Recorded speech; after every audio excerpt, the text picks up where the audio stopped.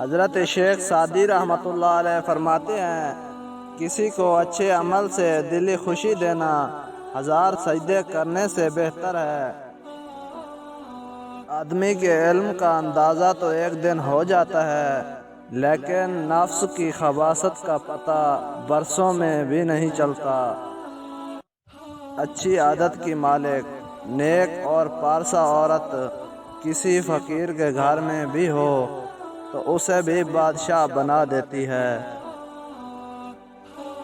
اس سے تو خاموشی بہتر ہے کہ کسی کو دل کی بات کہہ کر پھر اس کو کہا جائے کہ کسی کو نہ کہنا۔ میں آج تک اپنی خاموشی پہ نہیں پچھتایا، جب بھی پچھتایا اپنے بولنے پہ پچھتایا۔ کسی کو اتنا پیار دو کہ گنجائش نہ چھوڑو، اگر وہ پھر بھی تمہارا نہ بن سکے تو اسے چھوڑ دو، کیونکہ وہ محبت کا طلبگار ہی نہیں بلکہ وہ ضرورت کا پجاری ہے۔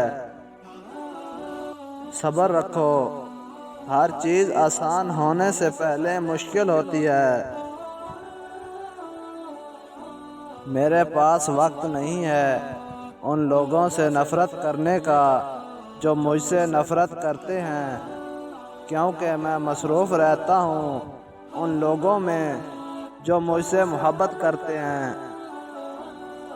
شیخ سعدی سے کسی نے پوچھا، حال کیسا ہے؟